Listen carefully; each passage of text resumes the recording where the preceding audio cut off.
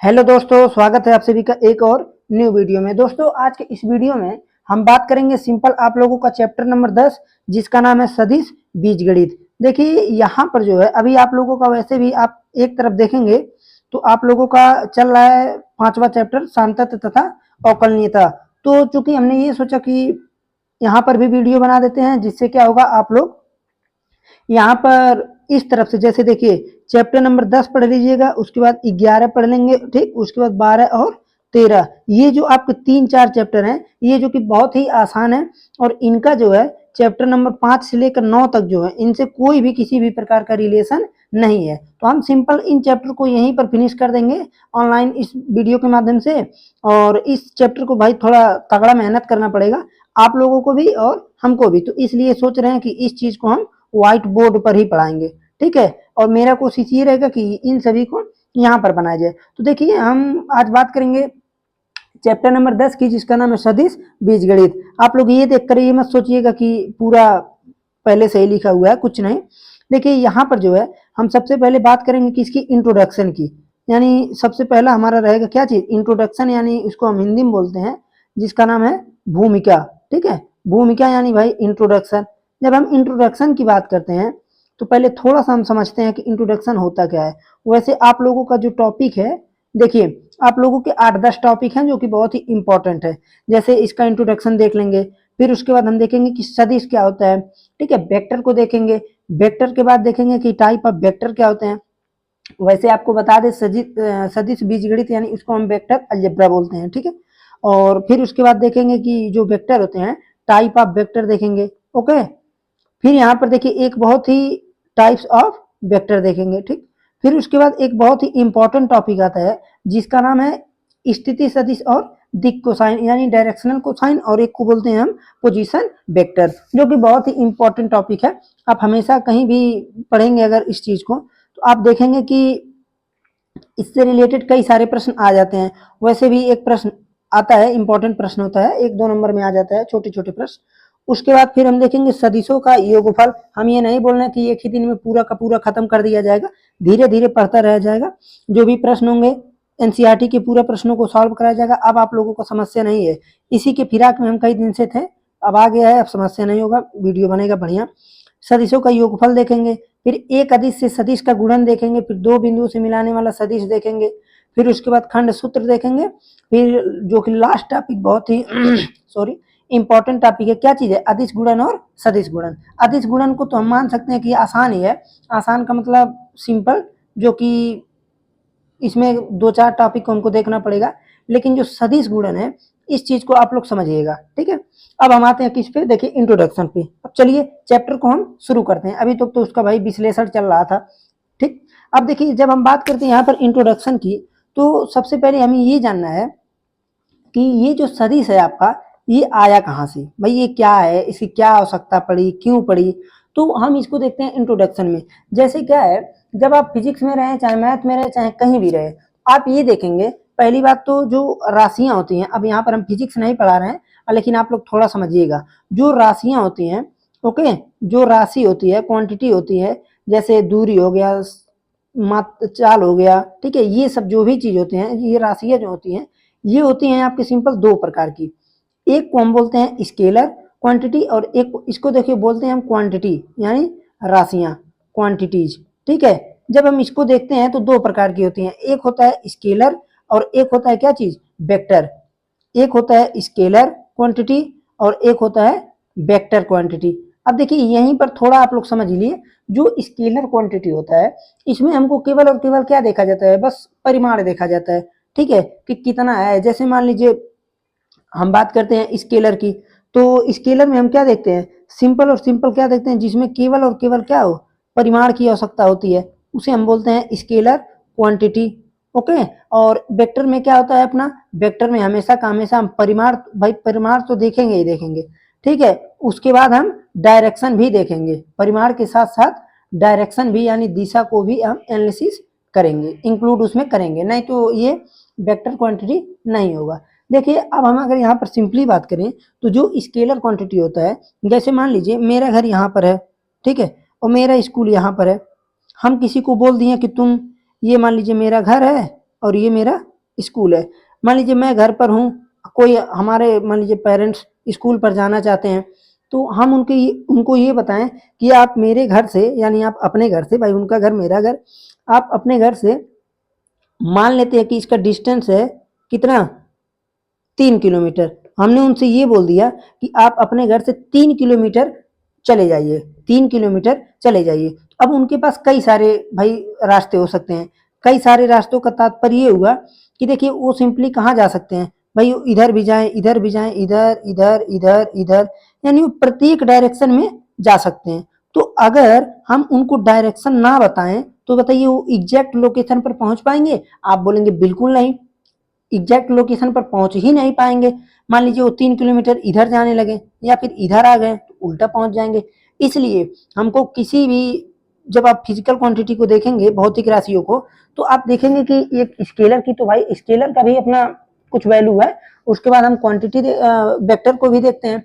ठीक है, तो जो स्केलर होता है इसमें केवल परिमाण को देखा जाता है। जैसे हमने बोल दिया 5 किलो, ठीक है, ये अपना स्केलर क्वांटिटी है। भाई 5 किलो अगर मान लीजिए हम घर पर नापे तो भी 5 ही किलो रहेगा, स्कूल पर जाए तो भी 5 ही रहेगा। ठीक है, इसमें हमको, तो इसलिए हम देखिए द्रव्यमान को हमेशा किस में रखते हैं, द्रव्यमान को हम हमेशा रखते हैं अदिश राशि में। ठीक है, कि अब देखिए हिंदी भी लिख दे भाई, इसका इसका हिंदी होता है अदिश राशियां। इसे अदिश राशि बोलते हैं, इसे बोलते हैं सदिश राशि। वैसे आप लोग थोड़ा थोड़ा इंग्लिश भी जानते रहेंगे तो बेहतर है। ठीक है, जो अदिश राशियां होते हैं इनको केवल डिनोट करने के लिए हमको केवल और केवल परिमाण चाहिए, डायरेक्शन से कोई मतलब नहीं है। आप चाहे जो भी करें, बस केवल और केवल क्या रहना चाहिए, परिमाण रहना चाहिए। लेकिन जब हम यहाँ पर आते हैं इसमें वेक्टर में, तो वेक्टर में हम ये देखते हैं कि परिमाण के साथ साथ हमको दिशा भी चाहिए। जैसे मान लीजिए एक कोई हम एग्जाम्पल लेते हैं, तगड़ा एग्जाम्पल जो आप लोगों से रिलेटेड हो। जैसे मान लीजिए एक जो ये एग्जाम्पल दिए हैं, ये तो बहुत ही आसान था, आप लोग समझ भी गए होंगे, हमें आशा है। जैसे मान लीजिए हम ये देखते हैं कि अगर कोई चीज यहाँ पर है, ठीक है, हमने इसको बोला कि तुम इसको जो है यहाँ से मान के चलिए यहाँ पर पहुंचाना है। ठीक है, तो क्या करेंगे, आप कहेंगे ऐसा, अगर यहाँ से यहाँ तक हमको इस पोजीशन पर लेकर जाना है, तो इस पोजीशन पर पहुंचने के लिए हमको क्या करना पड़ेगा? आप कहेंगे कि सिंपल काम भाई, जाहिर सी बात है कि हमको इसी तरफ लेकर जाना पड़ेगा तभी हम पहुंचेंगे यहाँ। अगर हम इधर जाएंगे, इधर जाएंगे, इधर इधर इधर, तो कोई मतलब ना, हम पहुंचेंगे नहीं उस डायरेक्शन में। यानी हम बोल सकते हैं कि परिमाण के साथ साथ डायरेक्शन की भी आवश्यकता होती है। अब जैसे फिजिक्स में अगर आप थोड़ा सा ध्यान से पढ़े होंगे 10 और 9 में, तो आप देखे होंगे कि जो अपना विस्थापन होता है, जो अपना विस्थापन होता है, डिस्प्लेसमेंट, इसमें हमेशा का हमेशा किसकी आवश्यकता होती है, डायरेक्शन की। डिस्प्लेसमेंट में डायरेक्शन की आवश्यकता होती है, जबकि यहीं दूरी में नहीं होता है। ठीक है, मान लीजिए भाई दूरी आप चाहे जहां चले तो दूरी ही है ना, लेकिन अगर डिस्प्लेसमेंट की बात, जैसे देखिए हम बात करते हैं दूरी की, आप कहेंगे यहां पर थे, इतना गए 5 किलोमीटर, ठीक है, वापस आए फिर 5 किलोमीटर, दूरी कितना हुआ, आप कहेंगे 10 किलोमीटर। लेकिन हम इसी को अगर डिस्प्लेसमेंट लें, मान लीजिए हमने बोला 5 किलोमीटर आगे तो गए, 5 किलोमीटर वापस भी आए, 5 किलोमीटर, तो ये बताइए यहाँ पर ये इतना पूरा डिस्प्लेसमेंट इसका कितना हुआ? आप कहेंगे डिस्प्लेसमेंट, अरे भाई हमें यहाँ से चले थे फिर आकर यहीं पहुंच गए, तो डिस्प्लेसमेंट हो गया कितना, 0 हो गया। ओके, तो इसलिए डिस्प्लेसमेंट में अपना क्या है, वहां पर डायरेक्शन की आवश्यकता होती है, जो कि बहुत ही आसान था। आप लोग इतना हमें लगता है कि बहुत ही आसानी से समझ गए होंगे। ठीक है, तो देखिए यहाँ तक हमने समझ लिया। अब हम समझेंगे किस चीज को, सिंपल काम। अब थोड़ा सा हम देखते हैं कि इसके टाइप वाइप को थोड़ा देख लिया जाए। नहीं, टाइप को नहीं, पहले थोड़ा एक चीज और देख लेते हैं। जैसे सिंपल काम हमने ये समझ लिया कि क्या होते हैं वेक्टर। अब थोड़ा सा हम वेक्टर के बारे में जानना चाहेंगे। जैसे जो वेक्टर होता है, देखिए वेक्टर यानी हम बोल सकते हैं क्या चीज, सदिश राशि। तो हम सीधे सदिश को लेकर चलते हैं। देखिए सदिश होता क्या है, अब डिफिनेशन की अगर बात किया जाए तो वही डिफिनेशन होता है कि क्या चीज, देखिए एक ऐसी राशि, एक ऐसी एक ऐसी राशि राशि जिसमें, अब इसको चाहे होते लिख कर लाए होते, लेकिन जानबूझकर नहीं लिखे, लिखेंगे आपके साथ थोड़ा तो बढ़िया लगेगा आप लोगों को भी, जिसमें परिमाण के साथ साथ हमको क्या चाहिए, परिमाण के साथ साथ या परिमाण एवं दिशा, परिमाण एवं दिशा, दिशा दोनों होते हैं, दोनों होते हैं। ओके, इन्हें ही हम क्या बोलते हैं, सदिश।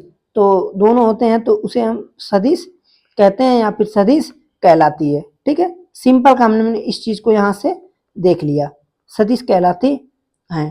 ठीक, ये चीज हो गया। जब हमने सदिश को देखा, अब जाहिर सी बात है कि भाई हम सदिश को भी क्या करना चाहेंगे, सदिश को रिप्रेजेंट करना चाहेंगे। तो यहाँ पर हम अब देख लेते हैं थोड़ा सा कि सदिश को रिप्रेजेंट कैसे करेंगे। देखिए हमारा जो मेन पर्पज है भाई, हम सिंपल एनसीईआरटी को फॉलो करते हैं और एनसीईआरटी को भी फॉलो आप लोगों को करने का हम हमेशा इंस्पायर देते हैं, यानी प्रेरणा देते हैं। आप लोगों को करना क्या है, एनसीईआरटी बुक के एकदम बेसिक से लेकर चलेंगे, आप लोगों को एनसीईआरटी पूरा खत्म करा देंगे, घबराइए नहीं। ठीक है, हम यहाँ पर ये देखें कि अब इसका हम नोटेशन देखते हैं। ठीक है, नोटेशन यानी एक प्रकार से बोल सकते हैं कि किस प्रकार से डिनोट करते हैं। ठीक है, संकेत। तो देखिए जब हम वेक्टर को देखते हैं तो जैसे मान लीजिए, थोड़ा सा आप लोग समझिएगा, जैसे वेक्टर को हम हमेशा इस प्रकार से रिप्रेजेंट करते हैं।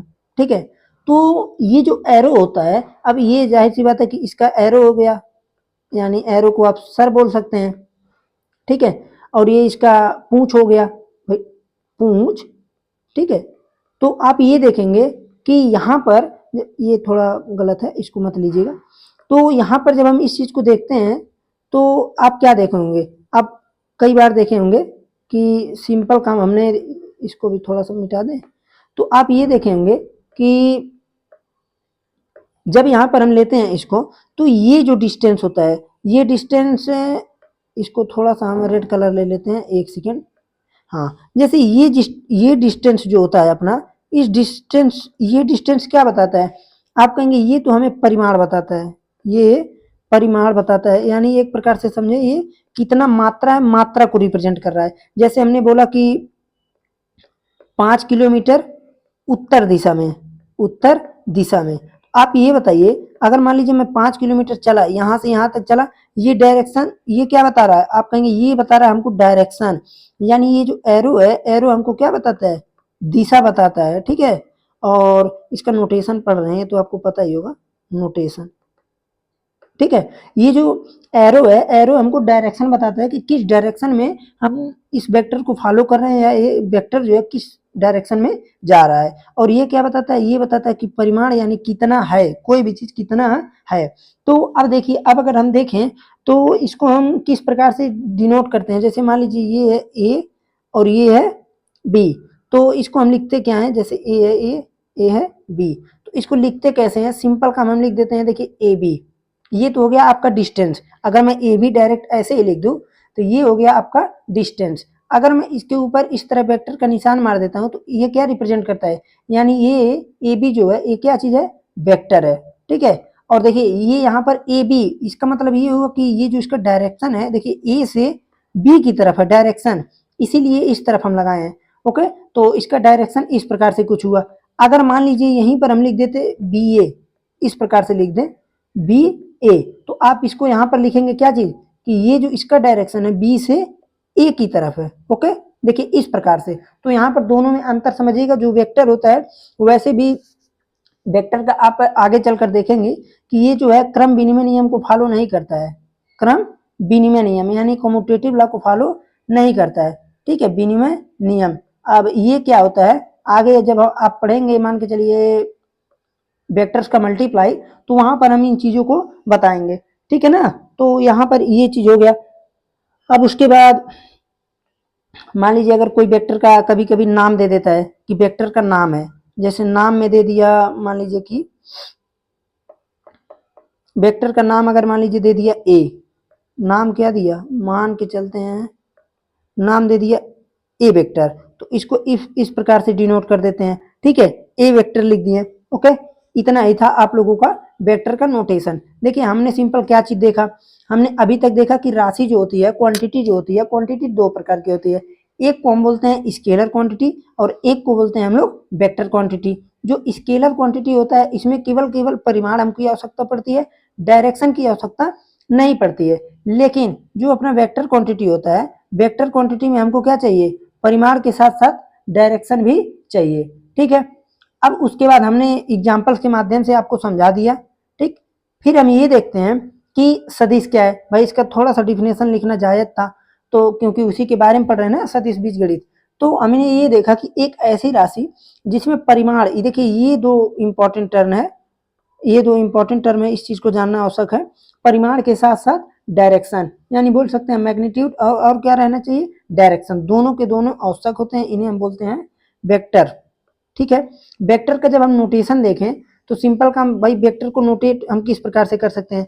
एक कोई लाइन है, मान लीजिए एक कोई लाइन है, इस प्रकार से देखिए, थोड़ा इसको समराइजेशन कर देते हैं। एक कोई लाइन है, ठीक है, लाइन, अब देखिए यहाँ पर जब हम देखें तो हमको दो ही चीज दिखेगा, एक तो एरो दिख रहा है, एरो हमेशा किसको बताता है, आप कहेंगे दिशा को बताता है, और जो यहाँ पर लाइन का लेंथ है, ये डिस्टेंस क्या बताता है, आप कहेंगे ये बताता है परिमाण को, ये बताता है परिमाण को। ठीक, जैसे मान लीजिए यही हमने बोल दिया कि 10 किलोमीटर, अगर मैथमेटिक टर्म में लेकर चले हम बोल दिया आई कैप, तो अब इसका मतलब देखिए आई कैप, अभी हम आगे बताएंगे क्या चीज है, वैसे ये बता देना कि ये एक्स अक्ष के डायरेक्शन की तरफ होता है, ठीक है, यानी एक्स एक्सिस का डायरेक्शन होता है ये, और 10 किलोमीटर, ये जो 10 किलोमीटर है ये क्या चीज है, ये इसका मैग्नीट्यूड है, ठीक है, यानी परिमाण है, परिमाण है। ठीक है, आया समझ में, इतना ही केवल हमने यहाँ पर देखा। ठीक है, अब उसके बाद हम क्या देखते थे, अब देखिए अब आपको कई टर्म मिलेंगे, एक तो जैसे मान लीजिए पोजीशन वेक्टर है और एक डायरेक्शन कोसाइन है, इन दोनों को, ये थोड़ा इसको हम अभी के लिए नहीं बताते हैं, अभी के लिए हम देखते हैं सदिशों का प्रकार, यानी टाइप्स ऑफ वेक्टर, इस चीज को देख लेते हैं थोड़ा सा, सदिशों का प्रकार, सदिशों का प्रकार।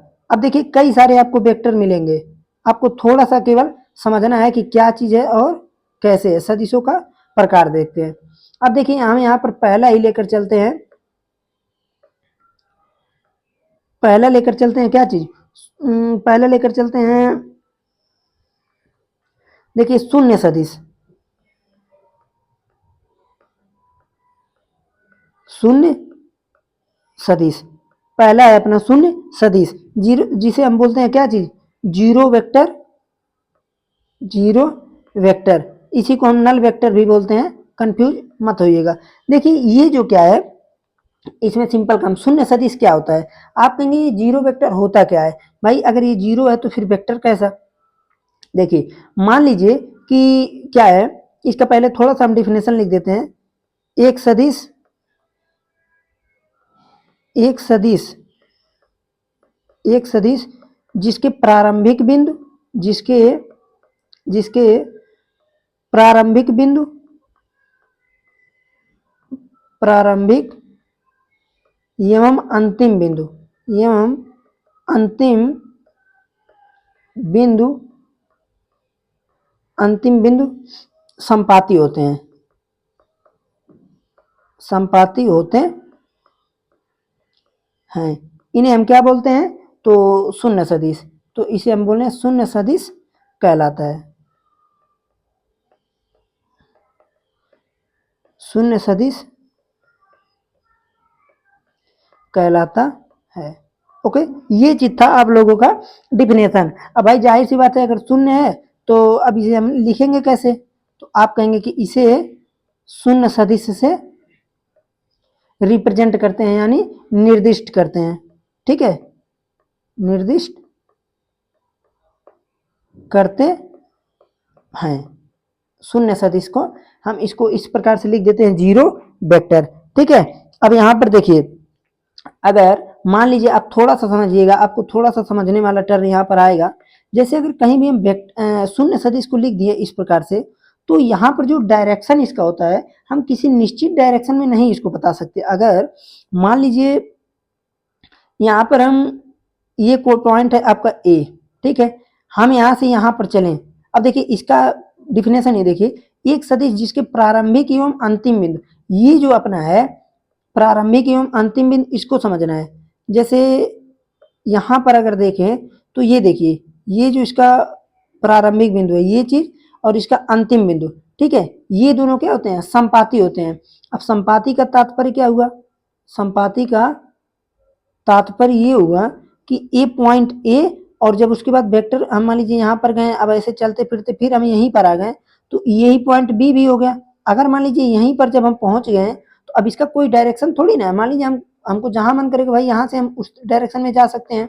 जैसे देखिए मान लीजिए यहीं पर हम पहुंच गए, हम इधर भी जा सकते हैं, इधर भी, इधर भी, इधर इधर इधर इधर, यानी हमारा कोई एग्जैक्ट डायरेक्शन नहीं है। जैसे अगर हम ये बोलते कि यहाँ से हम निकलें, ठीक है, तो ठीक है भाई, एक डायरेक्शन में जा रहे हैं, हमको ये समझ में आ रहा है, लेकिन यहाँ से मान लीजिए फिर हम रिटर्न यहीं पर आए, तो हम ये देख रहे हैं कि जब यहाँ पहुंच गए हैं, अब अगर हमको कोई एग्जैक्ट लोकेशन ना पता तो हम चाहे इधर जा सकते हैं। तो उसी प्रकार से एक सदिश जिसके प्रारंभिक एवं अंतिम बिंदु संपाती हो जाते हैं, देखिए यहाँ पर प्रारंभिक एवं अंतिम बिंदु संपाती हो गए, तो उसको हम क्या बोलते हैं, शून्य सदिश कहते हैं। इसे जीरो इस प्रकार से रिप्रेजेंट करते हैं, शून्य वेक्टर को जीरो, फिर उसके ऊपर वेक्टर। अब देखिए इसका जो है कोई भी एक निश्चित दिशा प्रदान नहीं की जा सकती, क्योंकि इसका परिमाण क्या होता है, परिमाण भाई शून्य होता है। अगर कुछ परिमाण रहता तो फिर इसका कोई हम डायरेक्शन भी बताते। अब अगर मान लीजिए इसको नेमली हम देखें, नेमली कि किस प्रकार से रिप्रेजेंट करते हैं, जैसे अगर ये है, ये पॉइंट ये है, यही पॉइंट ये है, तो आप कहेंगे इसको लिखेंगे कैसे, ए वेक्टर, ठीक है। अब मान लीजिए कहीं पर आपका बी है, ठीक है, फिर यही पॉइंट बी है, आप इसकी क्या लिखेंगे, बी वेक्टर, बी वेक्टर। यानी इसका क्या मतलब निकला भाई, यही तो हुआ कि बी से हम कहाँ जा रहे हैं, बी से जा रहे हैं बी के ही तरफ, इसीलिए इसको हम क्या बोलते हैं, बी वेक्टर। उसी प्रकार से ए वेक्टर। ओके, ये था आप लोगों का क्या चीज, शून्य सदिश। सदिशों के प्रकार में हमने सबसे पहला देखा शून्य सदिश, ठीक है। अब उसके बाद हम देखते हैं यूनिट वेक्टर, जो कि यूनिट वेक्टर बहुत ही इंपॉर्टेंट है, इसको आपको समझना है। जैसे दूसरा जो आपका है यूनिट वेक्टर, यानी यूनिट वेक्टर को बोलते हैं मात्रक सदिश। अब देखिए इसे बोलते हैं हम यूनिट वेक्टर, यूनिट वेक्टर, ठीक है। अब देखिए यूनिट वेक्टर होता क्या है, तो सिंपल काम हम यहाँ देखें तो इसका नाम ही है यूनिट। यूनिट मतलब होता है एक, तो हम बोल सकते हैं कि एक सदिश जिसका परिमाण, एक सदिश जिसका परिमाण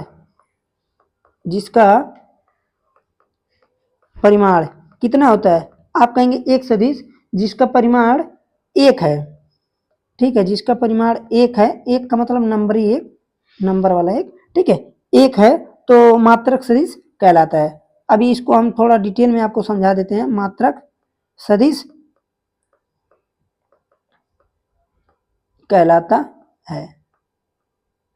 ओके, ये चीज हमने यहाँ पर देख लिया। फिर उसके बाद हम ये देखते हैं इसमें कि मान लीजिए कोई सदिश, कोई वेक्टर ए है, कोई वेक्टर ए है, यहाँ पर कोई वेक्टर ए है, ठीक है। अब उसके बाद इसी दिशा में अगर हमको मात्रक सदिश निकालना है, कौन सा सदिश, मात्रक सदिश, तो इसे हम क्या लिखते हैं, मात्रक सदिश को हम हमेशा ए कैप से रिप्रेजेंट करते हैं। A cap equal to vector A by magnitude of A, ये होता है इसका, ठीक है। देखिए मैग्नीट्यूड को इस प्रकार से रिप्रेजेंट करते हैं, वैसे ऊपर नहीं बताया था लेकिन आगे आएगा सब टर्म, कोई टर्म छूटेगा नहीं, घबराइए नहीं, ठीक है। तो ए कैप को हमने किससे रिप्रेजेंट कर दिया, वेक्टर ए बाई उसके बाद यहाँ पर हम बोलते हैं मैग्नीट्यूड ऑफ ए, यानी वेक्टर ए का परिमाण। अब इसको थोड़ा सा हम समझते हैं कि इसको होता क्या है। जैसे जब आप देखेंगे, हमने यहाँ पर ये देखा कि, रुकिए इसको रेड कर लें, हाँ, हमने ये देखा जो मात्रक सदिश होता है, इसका अगर थोड़ा हम मतलब देखें कि होता क्या है, तो इसको थोड़ा सा आप समझिए। जैसे देखिए हम इसको क्या लिख रहे हैं, ए कैप बाई मॉड्यूलर, यानी इसको बोलते हैं क्या चीज, वेक्टर ए का परिमाण, वेक्टर ए का परिमाण ये बोलते हैं, ठीक है। इसे हम बोल सकते हैं magnitude of A, magnitude of A, magnitude of A, ठीक है, मैग्नीट्यूड ऑफ वेक्टर ए, ये चीज है। देखिए अगर मान लीजिए कोई डायरेक्शन है, कोई ये वेक्टर है, मान लीजिए यहाँ पर हमने बोल दिया 5 सेंटीमीटर, 5 सेंटीमीटर, ये हमारा अपना क्या चीज है, पूरा कोई वेक्टर है, वेक्टर ए इक्वल टू मान लीजिए 5 सेंटीमीटर है, और कोई इसका डायरेक्शन दिया हुआ है। अब इसी डायरेक्शन में हमको मान के ये चलिए कि कोई एन अन्य वेक्टर चाहिए, यूनिट वेक्टर, तो इसको हम कैसे निकालेंगे, आप कहेंगे भाई जाहिर सी बात है, मान लीजिए 5 सेंटीमीटर है, इसका डायरेक्शन है आई कैप, ठीक है। या फिर आप कोई भी डायरेक्शन ले लीजिए। हम ये देखें, अगर मान लीजिए हमको यूनिट वेक्टर चाहिए, मात्रक सदिश चाहिए, तो हम करेंगे क्या? आप कहेंगे कुछ नहीं भाई, देखिए इसको मात्रक सदिश का मतलब हुआ कि एक एक रहेगा। जैसे अगर ये कोई लाइन है, मान लीजिए हमने बोला 3 सेंटीमीटर है, अगर हम इसको 3 पार्ट में बांट दें तो एक एक सेंटीमीटर हो गया सब, 1 सेंटीमीटर 1 सेंटीमीटर 1 सेंटीमीटर।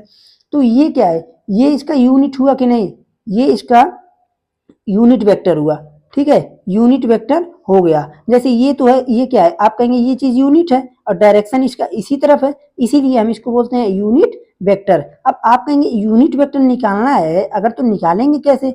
आप यहां से थोड़ा सा कंक्लूजन देखें तो आप कहेंगे भाई जो अपना वेक्टर है, जैसे मान लीजिए 3 सेंटीमीटर आई कैप, अभी और बढ़िया समझ जाएंगे आप लोग। 3 सेंटीमीटर आई कैप है, हमको अगर चाहिए क्या चाहिए, यूनिट वेक्टर। तो यूनिट के लिए हम जाहिर सी बात है इसके टोटली परिमाण से हम भाग दे दें तो ये कट जाएगा, बचेगा एक, और आई कैप, यानी यहाँ पर ये बच गया यूनिट वेक्टर। ये यहाँ से यूनिट को रिप्रेजेंट कर रहा है और ये आई कैप किसको बता रहा है, डायरेक्शन को बता रहा है। तो इसलिए यहाँ से हमने ये समझ लिया कि किसी भी वेक्टर को अगर हमको उसी के डायरेक्शन में हमको अगर यूनिट वेक्टर चाहिए तो यूनिट वेक्टर के लिए हम क्या करेंगे, इसी फार्मूले को हम हमेशा अप्लाई करेंगे। और वैसे भी ये फार्मूला अप्लाई भाई क्यों करेंगे हम, भाई ये फार्मूला क्यों हम यूज करें? तो आप कहेंगे जाहिर सी बात है, अगर कोई वेक्टर है 5 सेंटीमीटर का, मान लीजिए आई कैप के डायरेक्शन में है, जे कैप के कैप किसी भी डायरेक्शन में है, निगेटिव आई कैप निगेटिव जे कैप निगेटिव के कैप है, तो अगर उसमें हम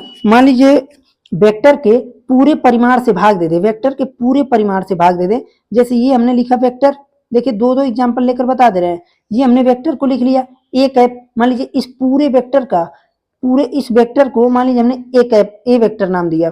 तो अगर मान लीजिए हमको यहाँ पर निकालना है यूनिट वेक्टर, तो अगर इस पूरे वेक्टर में, इस पूरे वेक्टर से, वैसे ये फार्मूला अगर हम लास्ट में लिखे होते आपको समझा कर तो भी बेहतर रहता, लेकिन आप हमें लगता है कि समझ गए होंगे अच्छे प्रकार से।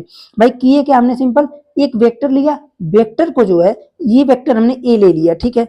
इसी वेक्टर को जब हम इसके टोटली मैग्नीट्यूड से भाग दे देंगे, टोटली मैग्नीट्यूड से भाग दे देंगे परिमाण से, तो क्या बचेगा? आप कहेंगे सिंपल भाई उसका डायरेक्शन बचेगा, एक बचेगा, और उसका डायरेक्शन बचेगा ए कैप की डायरेक्शन में। अब देखिए ए कैप का मतलब हो गया कि भाई उसी वेक्टर के डायरेक्शन में। तो यहां पर आप ये बताइए, ये चीज हमने यहां से सिंपल देख लिया। फिर उसके बाद देखिए जब मात्रक सदिश में इतना ही है, केवल आपको बस ये जानना है कि ये यूनिट वेक्टर होता है जिसका परिमाण कितना होता है, परिमाण हमेशा ध्यान रखिएगा परिमाण इसका एक होता है। फिर उसके बाद हमने इसका ये देखा कि क्यों इसको कैसे रिप्रेजेंट किया जाए। तो देखिए एक एग्जाम्पल हम आप लोगों को और लेकर बता देते हैं। जैसे मान लीजिए एग्जाम्पल हम थोड़ा सा आपको एक चीज और समझा देते हैं। मान लीजिए एक रेखा है कोई, ठीक है, एक रेखा है, मान लीजिए इधर ये डायरेक्शन है इसका। अब इसके डायरेक्शन को हम नाम दे रहे हैं, सिंपल आपको समझाने के लिए हम नाम दे दीजिए मान लीजिए उत्तर दिशा, उत्तर दिशा। और उत्तर दिशा में कितना, मान लीजिए यहाँ पर हमने चला 10 किलोमीटर। अगर इसको जो है हमको इसका यूनिट वेक्टर निकालना है यूनिट वेक्टर, तो आप क्या करेंगे? आप कहेंगे भाई सिंपल काम, हमको यूनिट वेक्टर निकालना है इसका नाम हम दे देते हैं कि ए कैप ए वेक्टर। तो यूनिट वेक्टर अगर हमको निकालना है तो जाहिर सी बात है कि इसके पूरे वेक्टर में, जैसे ये वेक्टर कितना है, आप कहेंगे 10 सेंटीमीटर उत्तर दिशा, ये इसका वेक्टर का नाम है।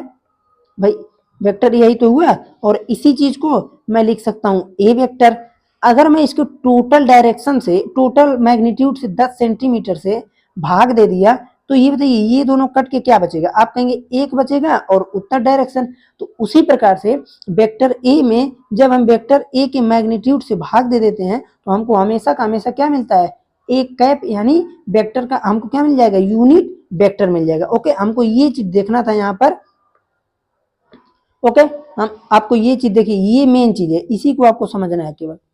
ओके, हर जगह जब आपको कहीं सवाल मिलेंगे, अब जैसे थोड़ा सा हम आपको बता दें, आप कहेंगे कैसे, तो चलिए एक एग्जांपल ले लेते हैं। जैसे मान लीजिए अभी तो आपको मैग्नीट्यूड और मैग्नीट्यूड निकालने आ नहीं रहा होगा। मान लीजिए कोई वेक्टर हमने ले लिया ए इक्वल टू, एग्जाम्पल हम बता रहे हैं आपको, मान लीजिए कोई हमने वेक्टर ए ले लिया, A equal to 3x I cap plus 4y J cap. हमने ये बोला कि इसका वेक्टर ए के डायरेक्शन में यूनिट वेक्टर निकालिए, यूनिट वेक्टर निकालिए। तो आप ये बताइए यूनिट वेक्टर निकालने के लिए आप क्या करेंगे? आप कहेंगे भाई सिंपल काम, अगर हमको यूनिट वेक्टर निकालना है तो अपना फार्मूला होता है मैग्नीट्यूड अपान में, सॉरी, वेक्टर अपान में मैग्नीट्यूड, ये इसका डायरेक्शन यूनिट वेक्टर का फार्मूला है। तो यहाँ से हम करेंगे क्या, ये ए कैप का निकालने का। तो वेक्टर ए कितना है, आप कहेंगे 3x I cap 4y J cap, okay, ये चीज हो गया अपना वेक्टर अपान मैग्नीट्यूड निकालने के लिए। अब देखिए समझ लीजिए यहीं पर मैग्नीट्यूड निकालने के लिए हमेशा हम क्या करते हैं, मैग्नीट्यूड निकालने के लिए देखिए हमेशा कोई वेक्टर हो under root x square y square z square, जो भी चीज है x square y square z square, इस प्रकार से। तो यहां से ये बताइए कितना आएगा, आप कहेंगे 3 का स्क्वायर प्लस, देखिए यहां पर थोड़ा सा गड़बड़ है, जैसे यहां पर क्या होगा 3i कैप होगा, 3i कैप 4x को भी ले लेंगे तो दो वेरिएबल आ जाएगा, ठीक है। 3i कैप ये चीज है, इसको ये हुआ 3i कैप 4j कैप, ये है आपका वेक्टर, ओके, 3i कैप और 4j कैप। तो यहां से अब लेंगे तो देखिए 3 भाई ये अगर मान लीजिए इसका जैसे हम यहां पर देखें तो x i cap Y j cap Z cap का, अभी हम आगे बता रहे हैं कि कैसे निकलता है। अगर ये कोई वेक्टर है जब इसका मैग्नीट्यूड निकालते हैं तो मैग्नीट्यूड का इसके फार्मूला होता है under root x square plus y square plus z square, यानी 3 का स्क्वायर 4 का स्क्वायर। यहाँ से आएगा कितना, 3i कैप 4j कैप अपान में यहाँ पर आ जाएगा अंडर रूट 25, यानी यहाँ से आ गया 3i कैप 4j कैप अपान में 5। ये रहा आप लोगों का आंसर। अब थोड़ा सा हम आपको भाई चलिए बता ही देते हैं लगे हाथ। हमको क्या बताना है, अगर कोई मान लीजिए वेक्टर है, अब देखिए ये समझिएगा आप लोगों का general formula, general formula, general formula किसके लिए, आप कहेंगे कि मैग्नीट्यूड और वेक्टर को डिफाइन करने के लिए। मान लीजिए कोई वेक्टर ए है, vector A equal to x i cap plus y j cap plus z k cap, ये आप लोगों का कोई वेक्टर है, ठीक है। अब यहां पर मान लीजिए हमको क्या निकालना है, इसका निकालना है यूनिट वेक्टर। तो यूनिट वेक्टर निकालने के लिए क्या करते हैं, हमेशा पहले यूनिट वेक्टर निकालने के लिए देखिए फार्मूला हो जाएगा आप लोगों का यूनिट वेक्टर इक्वल टू क्या होगा भाई, vector A by magnitude of A, ये चीज हो जाएगा। तो यहाँ पर इसको हम रिप्रेजेंट कैसे करते हैं, ए कैप से। तो ये बताइए यहाँ पर अगर ये है तो हमको दो चीज चाहिए, ए का यानी मैग्नीट्यूड ऑफ ए चाहिए, अपने आप निकल जाएगा। तो देखिए मैग्नीट्यूड ऑफ ए निकालने का फार्मूला हमेशा यही होता है कि देखिए ये यहाँ पर है इस प्रकार से, तो इसका हम होल स्क्वायर कर देते हैं। देखिए x square plus y square plus z square, ठीक है, ये चीज हो गया आप लोगों का। अगर आप वैसे भी सोचे कि आई कैप वाई कैप जे कहाँ गया, तो आपको थोड़ा सा हम आपको बता दें, आगे वैसे भी बताएंगे। अगर मान लीजिए ये एक्स एक्सिस है, जैसे ये x h y h z h, तो हमेशा का हमेशा जो एक्स एक्सिस में होता है इसे आई कैप लेते हैं, ये इसका यूनिट वेक्टर है, एक्स कैप का यूनिट वेक्टर आई कैप होता है। जैसे एक्स डायरेक्शन में इसका यूनिट वेक्टर आई कैप, उसी प्रकार से y डायरेक्शन में कितना होता है, आप कहेंगे जे कैप, ठीक है, ये कितना होता है जे कैप। उसी प्रकार से जब z एक्सिस पर चलते हैं तो इसका यूनिट वेक्टर होता है के कैप, ओके। तो ये सब है यूनिट वेक्टर। तो यूनिट वेक्टर का मैग्नीट्यूड वैसे भी एक होता है, तो इसलिए इसका फार्मूला ये चीज हो गया। अब हम अगर यूनिट वेक्टर निकालें ए कैप इक्वल टू, तो देखिए कितना हो जाएगा, vector A by magnitude of A, okay. जब इसको हम लिखेंगे तो क्या आ जाएगा, देखिए x i cap plus y j cap plus z k cap, okay, अपान अपान में कितना आ जाएगा, अंडर रूट में x square plus y square plus z square. अब इसको मेरे पास देखिए लिखने के कई तरीके हैं, इसको हम सिंपल कर सकते हैं, अलग कर सकते हैं, x by x square plus y square plus का z square I cap plus y by under root x square plus y square plus का जेड स्क्वायर और J cap plus z by under root x square plus y square plus z square k cap. ये चीज आ गया। इसको हम अगर मान लीजिए आप थोड़ा सेपरेट करना चाहते हैं तो इस प्रकार से इसको हम सेपरेशन कर सकते हैं। तो देखिए अभी तक हमने सिंपल क्या देखा, जब अगर हम चलते हैं किस पे, टाइप्स ऑफ वेक्टर पर, अब देखिए टॉपिक को कम से कम इंग्लिश में जरूर समझिएगा, नाम तो कम से कम जान जाइएगा, टाइप्स ऑफ वेक्टर में। तो हमने यहाँ पर देखिए दो वेक्टर अभी तक देखा। शून्य वेक्टर एक होता है जिसमें क्या होता है, इसका प्रारंभिक एवं अंतिम बिंदु संपाती हो जाते हैं, इसे हम बोलते हैं शून्य वेक्टर। जो आप लोगों का यूनिट वेक्टर है ये काफी इंपॉर्टेंट था, तो इसलिए हमने इसको तगड़ा पूरा देखिए एग्जाम्पल लेकर समझाया कि किस प्रकार से निकलता है, कैसे निकलता है, ये चीज यहाँ से हमने समझा दिया। जनरल फार्मूला आप लोगों को कैसे लिखा जाता है ये बता दिया। अब उसके बाद चलते हैं सह-आदिम सदिश। देखिए अब तीसरा नंबर पर आप लोगों का आता है, तीसरा नंबर पर आता है आप लोगों का सह-आदिम सदिश। तीसरा नंबर पर है सह-आदिम आदिम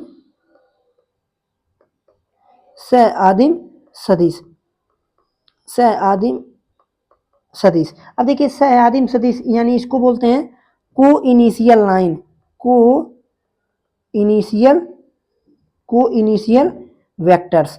अगर आप थोड़ा ध्यान से देखें तो आपको इसी नाम से ही सब पता चल गया कि ये क्या होते हैं, ये क्या होता है। तो आप कहेंगे अच्छा कैसे, जैसे देखिए लिखा है को इनिशियल वेक्टर, तो को इनिशियल, इनिशियल का मतलब क्या होता है भाई, प्रारंभिक बिंदु, इनिशियल का मतलब प्रारंभिक बिंदु। तो यहाँ पर देखिए इसका डिफिनेशन एक बार लिख दे चलिए। इसका डिफिनेशन है दो अथवा अधिक वेक्टर, दो अथवा अधिक vector, two or more than two, दो अथवा अधिक वेक्टर, ठीक है, दो अथवा अधिक सदिश। तो इसको हमको थोड़ा सा मिटाना पड़ेगा,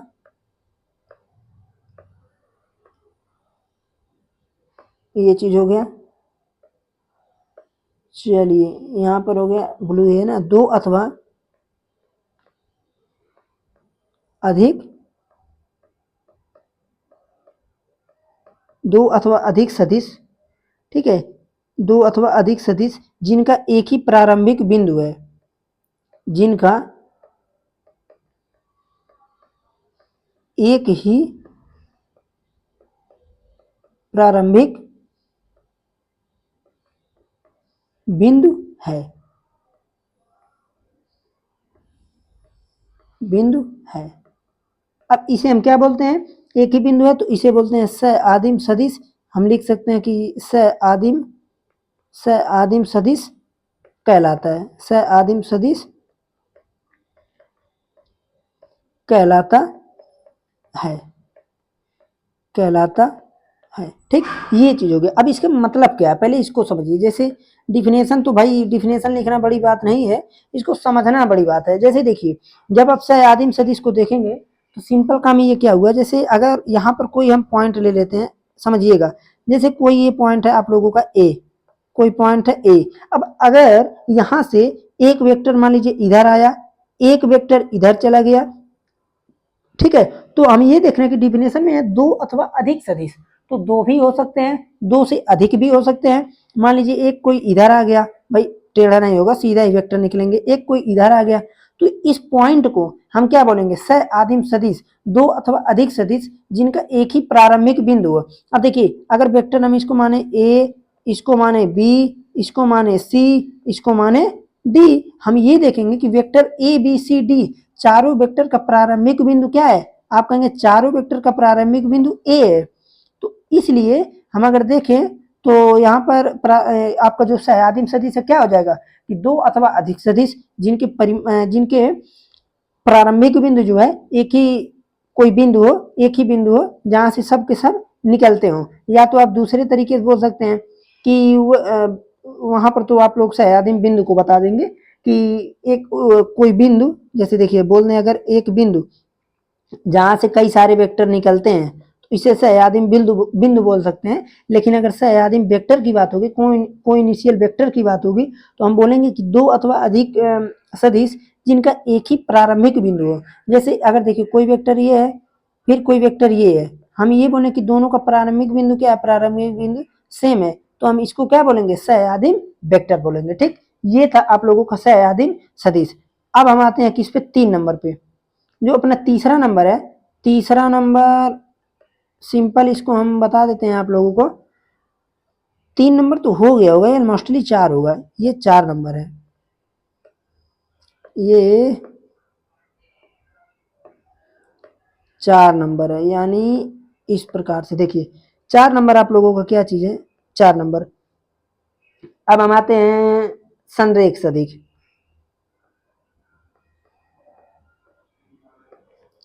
संरेख सदिश। अब देखिए संरेख सदिश को बोलते हैं हम collinear, collinear, collinear vectors. Collinear vectors होते क्या है इनको समझिए, दो अथवा अधिक सदिश। अब देखिए संरेख सदिश को समझ लीजिए,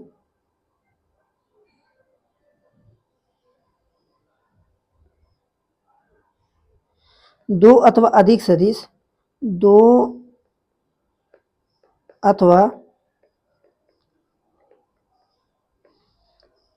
अधिक सदिश, दो अथवा अधिक सदिश, दो अथवा अधिक सदिश यदि एक ही रेखा के समांतर हैं, यदि एक ही रेखा के समानांतर हैं, एक ही रेखा के समांतर हैं, देखिए एक ही रेखा के क्या है, समांतर हैं, तो वे संरेख सदिश कहलाते हैं। संरेख सदिश कहलाते हैं। देखिए अब यहाँ पर आप ये देखें कि संरेख सदिश में हमको एक टर्म आया कि समानांतर, एक ही रेखा के समांतर हैं। तो समांतर का मतलब तो आपको भाई पता ही होगा कि अगर कोई भी वेक्टर है, पहले समांतर समझ लेते हैं। अगर कोई भी वेक्टर है, मान लीजिए कोई एक वेक्टर यहाँ से ऐसे गया इस डायरेक्शन में, कोई एक वेक्टर इधर से आ गया इस डायरेक्शन में, तो ये दोनों वेक्टर जो है आपस में क्या है, आप कहेंगे ये दोनों वेक्टर आपस में समांतर है। जैसे भाई आप समांतर रेखा जानते हैं, तो एक प्रकार से देखा जाए तो वही तो वेक्टर हुए भाई। अगर रेखा है तो सिंपल ऐसे हम कहीं भी गुजार देंगे। वेक्टर में क्या है, वेक्टर में बस डायरेक्शन लगा देते हैं। तो ये जो है दो अथवा अधिक सदिश यदि एक ही रेखा के समांतर है, जैसे देखिए मान लीजिए इसको ले लिए, ये भी इसके क्या है, आप कहेंगे समानांतर है, तो यानी ये तीनों एक दूसरे के आपस में क्या है, कोलिनियर वेक्टर हैं। ये तीनों आपस में क्या है, कोलिनियर वेक्टर हैं। आप कहेंगे अच्छा ऐसी बात है क्या, डायरेक्शन का मायने है?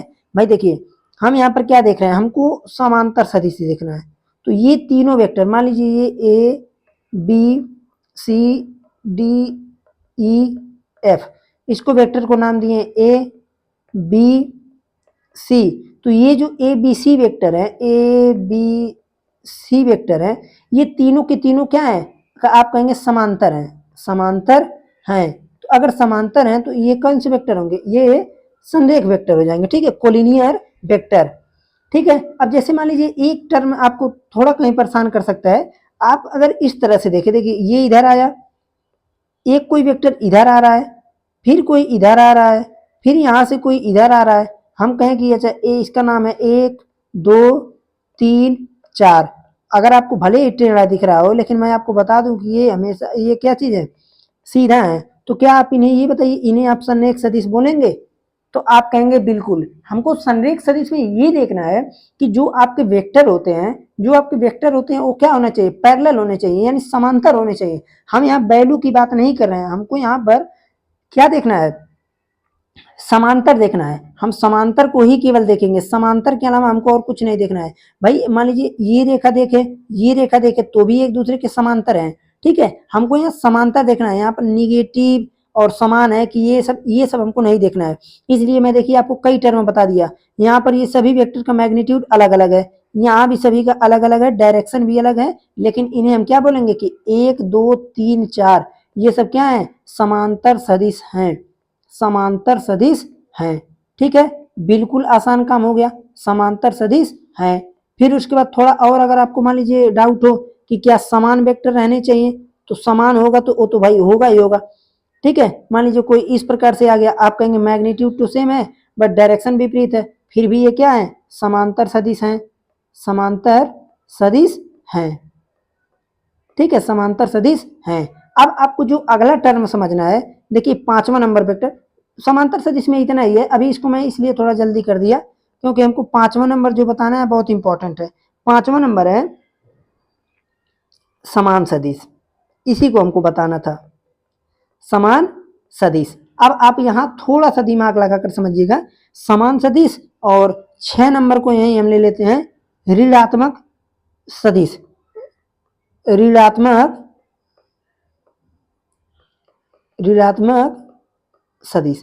इन्हें दोनों को आप आराम से समझिएगा। समान सदिश को बोलते हैं भाई इक्वल वेक्टर, इक्वल वेक्टर। फिर उसके बाद हम इसको बोलते हैं निगेटिव वेक्टर। आपको तो इसका नाम तो पता ही होगा, निगेटिव वेक्टर। अब आप थोड़ा सा समझिएगा, यहीं से इन दोनों से रिलेशन में आप इसको पा जाएंगे। देखिए जो समान सदिश होता है यानी इक्वल वेक्टर जो होता है, इक्वल वेक्टर में ये होता है कि दो सदिश, अब देखिए इक्वल वेक्टर होता क्या है, दो सदिश, दो सदिश, दो सदिश ए तथा बी, ए तथा बी, यानी दो वेक्टर ए एवं बी जो है समान सदिश कहलाते हैं। कब कहलाते हैं? समान सदिश, समान सदिश कहलाते हैं, समान सदिश कहलाते हैं। आप कहेंगे कब कहलाते हैं? यदि उनके, अब देखिए यहां पर टर्म तीनों में अंतर हम बता देंगे अभी। यदि उनके परिमाण एवं दिशा समान हो, उनके परिमाण एवं दिशा समान हो, परिमाण एवं दिशा समान हो, समान हो, इन्हें हम बोलते हैं क्या चीज? इक्वल सदिश यानी समान सदिश। देखिए समान सदिश, अब आप लोग कंफ्यूज मत होइएगा, समांतर सदिश, समान सदिश, कहीं पर कंफ्यूजन नहीं होना है। जैसे जो समान सदिश है, समान सदिश में हमने ये देखा कि दो वेक्टर को हम समान सदिश तभी बोल सकते हैं जब उनके परिमाण एवं दिशा समान हो। जैसे आप कहेंगे कैसे भाई, बताते हैं, वो भी बताते हैं। चलिए हरा को लेते हैं, यहाँ पर क्या, अब भाई यहाँ पर विकल्प मिल रहा है तो क्यों नहीं यूज करें। जैसे मानिए कि आपका एग्जाम्पल हम लेते हैं, एक कोई इधर हम वेक्टर निकाल दिए ए, ठीक है। फिर उसके बाद हमने ये कहा कि कोई एक वेक्टर है बी, कोई एक वेक्टर है बी। अब आप देखिए, मान लीजिए इसका मैग्नीट्यूड अगर 5 है और इसका मैग्नीट्यूड अगर 5 है, तभी हम इसको बोलेंगे कि ये दोनों वेक्टर क्या होगा, ये दोनों वेक्टर समान सदिश होगा। कब? जब इसके परिमाण, जब इसके परिमाण और इसके डायरेक्शन दोनों के दोनों सेम होने चाहिए, परिमाण के साथ साथ डायरेक्शन भी सेम हो। अगर मान लीजिए यही हम थोड़ा आपको एक एग्जांपल ले लें, जैसे हमने बोल दिया कि एक लाइन इधर है 3 का है, एक लाइन इधर है 3 का ही है, क्या ये दोनों समान वेक्टर हैं? आप कहेंगे नहीं, ये दोनों समान वेक्टर नहीं है। इन दोनों वेक्टर को क्या नाम देते हैं, अभी मैं आगे बताता हूं। इन दोनों वेक्टर को नाम देते हैं निगेटिव वेक्टर, निगेटिव वेक्टर। अभी मैं आगे यहां बता रहा हूं आपको, निगेटिव वेक्टर बोलते हैं। अब तो समझ में भी आ गया होगा कि निगेटिव वेक्टर क्या होता है। समान वेक्टर समझ में आ गया, बहुत ही आसान वेक्टर था। अब हम बात करते हैं निगेटिव वेक्टर की। देखिए निगेटिव वेक्टर तो मैं पहले ही बता दिया कि भाई एक सदिश, मान लीजिए कि, हाँ ठीक है, एक सदिश, एक सदिश जिनका परिमाण, एक सदिश जिसका परिमाण, अब देखिए अभी जितने कंडीशन बन सकते हैं सभी को बता दे रहे हैं। जिसका परिमाण, जिसका परिमाण दिए हुए सदिश, दिए हुए सदिश के समान हो, दिए हुए सदिश के समान हो, ठीक है, परिमाण समान हो, समान हो। क्या डिफरेंट रहना चाहिए? लेकिन डायरेक्शन, यानी बोल सकते हैं लेकिन दिशा विपरीत हो, दिशा विपरीत हो। इन्हें हम बोलते हैं सिंपल क्या चीज? ऋणात्मक वेक्टर, यानी बोल सकते हैं निगेटिव वेक्टर आसान भाषा में। अब यहाँ पर समझिए, जैसे अगर कोई एक एग्जांपल हम ले लें आप लोग को बताने के रिस्पेक्ट में। देखिए अगर कोई एक वेक्टर हमने ले लिया, यहाँ पर 3 है, मान लीजिए 3 आई कैप, आई कैप के डायरेक्शन में 3 है, इसका 3 क्या है? मैग्नीट्यूड है। अब मान लीजिए कोई एक वेक्टर हमने ले लिया, ये 3 ही इसको रखा, हमने ले लिया 3 आई कैप, लेकिन आई कैप क्या है? निगेटिव है, इसलिए -3 आई कैप। ओके, आई कैप को निगेटिव में लेंगे तो माइनस बाहर आ जाएगा, -3 आई कैप हो जाएगा। तो आप ये देख रहे हैं कि इसका जो डायरेक्शन है, एक तो है निगेटिव में भाई, एक है मान लीजिए इस डायरेक्शन में, ठीक है, और एक है इस डायरेक्शन में। तो आप देख रहे हैं दोनों का मैग्नीट्यूड तो सेम है, लेकिन बट डायरेक्शन इसका क्या है? डायरेक्शन इसका विपरीत है। तो तो आप कहेंगे इन दोनों को हम बोल देंगे क्या चीज, निगेटिव वेक्टर। जैसे मानिए अगर यहाँ आपका पॉइंट ए है, यहाँ आपका पॉइंट बी है, दोनों के बीच का डिस्टेंस हमेशा कांस्टेंट है 5। हम जब एक बार इधर से इधर जाएं, हम लिखेंगे ए बी वेक्टर, लिखेंगे कि नहीं, बिल्कुल। जब हम एक बार बी से इधर आए तो हम लिखेंगे बी ए वेक्टर। क्या ये दोनों वेक्टर सेम है? आप कहेंगे नहीं, डायरेक्शन बदल गया इसलिए यहाँ निगेटिव लगा देंगे। अगर आपको यहाँ नहीं मन कर रहा है आप यहाँ निगेटिव लगाइए, लेकिन एक ही जगह लगाइएगा, दोनों जगह मत लगा दीजिएगा। ओके, ये रहा आप लोगों का निगेटिव वेक्टर, ये रिप्रेजेंटेशन का इसका तरीका है, निगेटिव वेक्टर। अब देखिए, अब यहाँ पर तो आपके कई सारे वेक्टर हो गए खत्म। अब थोड़ा सा हमको एक चीज और बताना है, अगले टर्म पे सोच रहे हैं थोड़ा पर्सनाली एग्जाम्पल के पर्सनाली के प्रश्नों को बताएंगे। उसके बाद आपको एक चीज बताना है हमको, देखिए क्या चीज, पोजीशन और डायरेक्शन कोसाइन, दो वेक्टर बताना है, जो कि है बहुत आसान है लेकिन लोगों को लगता है कठिन है। कठिन वठिन कुछ नहीं है। देखिए हमने सिंपल क्या देखा, यही तो इसमें फायदा है कि हम आपको लास्ट में रिवाइज भी कराते चलेंगे। हाँ एक चीज और, इसका पीडीएफ भाई आप लोगों को ज्यादा कष्ट नहीं करना है, आकाश स्टडी पॉइंट के नाम से आप लोगों का बना है क्या चीज, व्हाट्सएप चैनल, डिस्क्रिप्शन बॉक्स में उसका लिंक होगा, ज्वाइन कर लीजिएगा, ठीक है। और वहां से इन सभी का पीडीएफ आप फ्री का फ्री ले सकते हैं, ठीक है। हम सेंड कर देंगे डेली पढ़ाकर। अगर डेली नहीं भी कर पाए तो मान के ये चलिए कि जब चैप्टर पूरा खत्म हो जाएगा तो आपको कर देंगे, ठीक है। वहां पर आप जाकर फॉलो कर लीजिएगा, पूरा मिल जाएगा आपको। देखिए हमने सिंपल ये देखा कि सदिश बीजगणित जो होता है वेक्टर, वो होता क्या है, कहाँ से आया। तो भाई जो क्वांटिटी होता है, क्वांटिटी को हमने दो प्रकार से अलग कर दिया। वैसे एक और आता है बाद में, जब आप हायर लेवल में पढ़ेंगे तो तीसरा आ जाता है टेंसर, ठीक है। तो टेंसर को अभी आपको ना पढ़ना है, अभी आपको केवल इतना जानिए अदिश होता है, सदिश होता है, ठीक। अदिश में केवल मैग्नीट्यूड होता है, और मैग्नीट्यूड का मतलब परिमाण होता है, घबराइएगा नहीं। और सदिश में क्या होता है, परिमाण एवं दिशा दोनों होते हैं। फिर हमने ये देखा कि सदिश क्या है, परिमाण और डायरेक्शन दोनों होता है। नोटेशन का तरीका देख लिया, तीर वाला जो होता है वो डायरेक्शन बताता है, और जो पूरा होता है भाई ये लेंथ जो इसकी है, लेंथ बताती है मैग्नीट्यूड को। फिर हमने ये देखा कि टाइप्स ऑफ वेक्टर क्या होते हैं।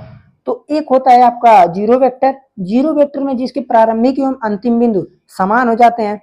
फिर उसके बाद हमने देखा मात्रक सदिश क्या है। मात्रक सदिश थोड़ा आपको कठिन पड़ सकता है, क्योंकि जब आप वेक्टर का निकालेंगे विभिन्न प्रकार के, जैसे यहाँ हमने बता दिया है आपको, इसका भी हमको जनरल फार्मूला भी बता दिया है। तो इस प्रकार से हमने ये देखा कि इसका मैग्नीट्यूड जिसका एक हो जाता है उसे बोल देते हैं यूनिट वेक्टर। ये इसका था आप लोगों का जनरल फार्मूला निकालने का। को इनिशियल वेक्टर क्या होता है, जिसके दो अथवा अधिक वेक्टर जिसके जो इनिशियल पॉइंट है सेम हो जाए उन्हें हम बोल देते हैं क्या चीज, को इनिशियल वेक्टर यानी सह आदिम सदिश। अब उसके बाद आता है कोलिनियर सदिश। अब इन तीनों में आप थोड़ा डिफरेंट समझिएगा, जो संरेख सदिश है और समान सदिश और समानांतर सदिश, सॉरी निगेटिव वेक्टर। देखिए इसको समझिए, समान सदिश, समान सदिश, और एक मैं क्या बोला हूं, ऋणात्मक यानी निगेटिव सदिश। आप लोग देखिए इंग्लिश जरूर इसका जानते रहिएगा, निगेटिव सदिश। फिर हमने क्या बोला, लगभग संरेख बोला है, संरेख सदिश। देखिए तीनों में आप पहले आराम से समझिए। जैसे देखिए आप थोड़ा ध्यान से समझें, आपको पता होना चाहिए क्या चीज की, यहाँ पर जब हम चलते हैं यहाँ देखिए जो समान सदिश होता है, तीनों तो आप ऊपर में इसका सारांश बता रहे हैं आपको, समराइजेशन बता दे, समरी। तो आप जब समान सदिश को देखेंगे, समान सदिश में क्या था, इसका मैग्नीट्यूड सेम होगा, पहली बात, इसका डायरेक्शन सेम होगा, दूसरी बात, यानी जो इसमें इसका मैग्नीट्यूड होगा, मैग्नीट्यूड का मतलब परिमाण, मैग्नीट्यूड होगा, और जो इसका डायरेक्शन होगा, डायरेक्शन, दोनों के दोनों क्या होने चाहिए, आप कहेंगे दोनों सेम होने चाहिए, दोनों सेम होने चाहिए, ठीक। लेकिन जब हम निगेटिव वेक्टर की बात करते हैं तो जो अपना वेक्टर है, मान लीजिए एक वेक्टर इधर आया, एक वेक्टर इधर आया, ठीक है। तो यहाँ पर क्या है, मैग्नीट्यूड तो सेम है, मैग्नीट्यूड मैग्नीट्यूड सेम है, मैग्नीट्यूड सेम, बट डायरेक्शन इसका क्या है, डायरेक्शन यानी इसका क्या हो जाएगा, विपरीत हो जाएगा। डायरेक्शन इसका हम बोल सकते हैं यहाँ पर कि अपोजिट होगा, डायरेक्शन अपोजिट होगा। ये बताइए ये दोनों इसमें कोई किसी भी प्रकार का कंफ्यूजन नहीं होना चाहिए। जो समान सदिश है इसमें मैग्नीट्यूड और डायरेक्शन दोनों के दोनों सेम होने चाहिए। जो आपका निगेटिव वेक्टर है मैग्नीट्यूड तो सेम होगा लेकिन डायरेक्शन इसका अपोज करेगा यानी अपोजिट होगा। अब हम बात करें अगर संरेख सदिश की तो आप थोड़ा सा ध्यान दें तो संरेख सदिश भाई दोनों को सब मिला दो भाई, चाहे आप वेक्टर को इधर ले जाओ, चाहे आप वेक्टर को इधर ले जाओ, चाहे आप इधर ले आओ, डायरेक्शन से कोई मतलब नहीं है हमें। उसके बाद आपसे एक चीज और नहीं मतलब है, मैग्नीट्यूड से भी कोई मतलब नहीं है, जैसे मन करे वैसे जो मन करे वो खींचो, बस सभी के सभी लाइन आपस में समांतर होने चाहिए। तो इनको हम बोलते हैं collinear vector. Collinear vector, collinear vector. देखिए यहाँ का तीनों कंडीशन को हटाइए, यहाँ क्या था मैग्नीट्यूड सेम, यहाँ मैग्नीट्यूड से कोई मतलब नहीं, यहाँ गया था डायरेक्शन सेम, हमको यहाँ डायरेक्शन से कोई मतलब नहीं, डायरेक्शन अपोजिट अपोजिट कुछ भी हो। अब ये मत कहिएगा कि एक लाइन ऐसे निकाले एक ऐसे निकाले, डायरेक्शन से जब कोई मतलब नहीं है। लेकिन भाई जो मेन कंडीशन है इसका, ये सभी के सभी आपस में पैरेलल होने चाहिए यानी समांतर रेखाएं होनी चाहिए। तो इनके लिए हमको क्या करना पड़ेगा, हर हाल में हमको पैरेलल खींचना पड़ेगा। पैरेलल खींचेंगे तो जाहिर सी बात है अगर कोई पॉइंट है पैरेलल में इधर जाएगा या तो इधर जाएगा, दो ही बन ही सकता है। अब दोनों केस यही है, ठीक है।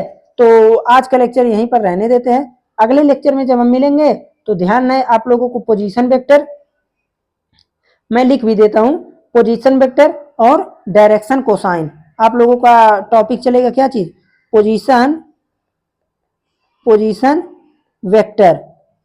पोजीशन वेक्टर को हिंदी बोलते हैं भाई स्थिति सदिश। आप लोग कंफ्यूजन मत होइएगा, थोड़ा इंग्लिश लिख दे रहे हैं तो स्थिति सदिश। फिर उसके बाद हम इसको और एक टॉपिक और है आपका पोजीशन वेक्टर के बाद डायरेक्शन कोसाइन यानी दिक कोसाइन, डायरेक्शन कोसाइंस, ठीक है। और इसे हम बोलते हैं दिक कोसाइन। दिक कोसाइन दोनों को एक ही मत समझिएगा, दोनों डिफरेंट है। यही दोनों टॉपिक हमको बताना है, ठीक है। ये दोनों टॉपिक हमको अगले टर्न पर बताना है, ठीक। हमें लगता है आप लोगों को समझ में आ गया होगा अच्छे प्रकार से। अगर कोई और समस्या हो तो कमेंट में जरूर बताइएगा। जो भी चीज अगर मान लीजिए आपको कुछ रिपीटेशन जो भी चीज ना समझ में आए कमेंट में अवश्य बताइएगा। और हाँ, आप लोगों का जो 5वां चैप्टर है उसमें जरूर आप लोग थोड़ा कोशिश करेंगे जल्दी खत्म हो जाए, घबराने की कोई बात नहीं है, ठीक है ना। तो चलते हैं, मिलते हैं फिर अगले लेक्चर में। धन्यवाद।